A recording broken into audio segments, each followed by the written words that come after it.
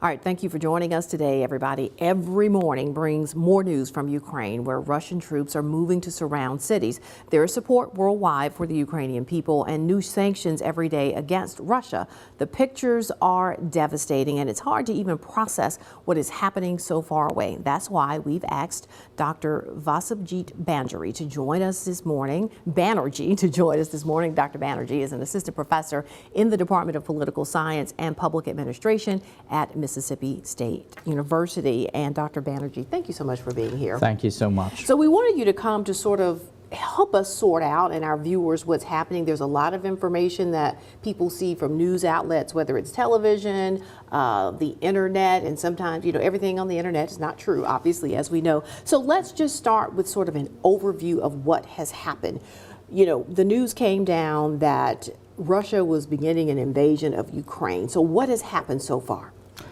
Well, Russia then invaded Ukraine, and they've done troop movements in 2 or 3 different places. They've moved in. They've attempted to capture quite a number of the cities. Some of the largest cities are still holding out. Kharkiv is still holding out. They are trying to surround Kiev, and the capital city, and lay siege to it. They are carrying out aerial bombardment. They are also carrying out rocket attacks against the cities. They're moving their tanks and so on and so forth, artillery into place in many other sites. So it's a full-on invasion of the sort of the old traditional tanks and artillery, and supported with Air Force type situation. So those things are happening, and we're seeing these images of Ukrainian mothers who are trying to protect their children and trying to get their families out. So what's the recourse for just civilians there? Not much. Civilians, the Russians have not treated civilians well before. If we see what's happened in Syria, for example. So the best option for them is to flee as soon as possible, and for the Ukrainian government to, under current conditions, the Ukrainian government cannot really facilitate, they're limited, but try not to obstruct any civilians fleeing from places that might be under siege. So part of what we see going on here is Vladimir Putin not wanting the Ukrainian government to run itself as a democracy. Why is that the case? What's the threat there for him in his mind? Putin is a dictator. And he feels democracies around him, successful democracies, especially successful democracy in one of the places where he thinks of people as ethnically similar to him. So Ukraine, Belarus threatens him. If it's possible in Ukraine, it's possible in Russia. So it threatens him very personally. And the principle, he says there's a principle of it as well. But that principle, I don't know, but it threatens him quite personally, that a democracy is possible, and Russians may start thinking. And the kind of situation the Russians are facing, they still might start thinking, and it might just turn out worse for him than he thought this would. Are there parts of Ukraine and people in Ukraine who still are okay under that sort of dictator mindset? I don't want to say anybody's okay with a dictatorship. I know that some Ukrainians were not happy with being ruled by Ukrainians, but some of them are ethnic Russians or Russian speakers, so on and so forth.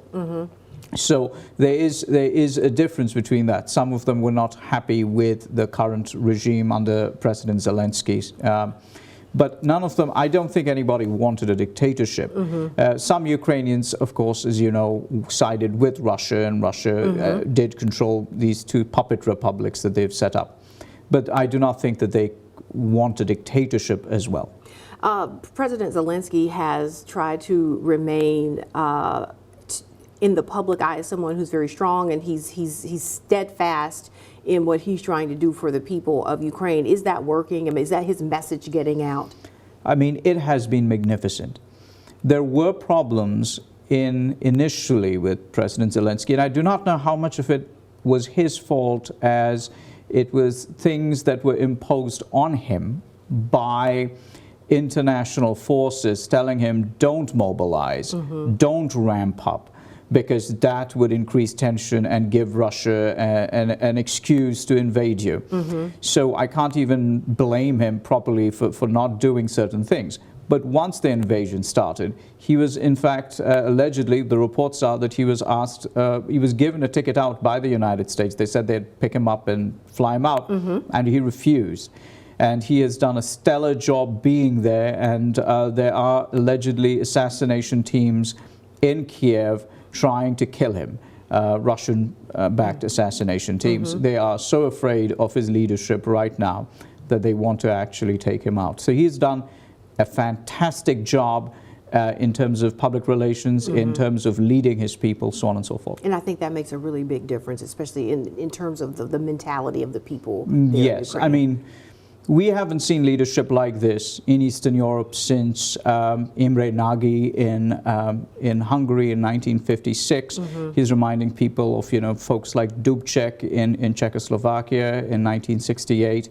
He is really standing up as a leader of his people and saying, you know, if this is my ship and I'm in charge of it until it whatever happens to it, you know, so we're going to take a quick break. We want you to stick around for another segment because we want to talk about sort of the ramifications around the world, particularly here in the United States. And we'll do that on the other side of the break. Thank you. All right, stay with us. We'll be right back.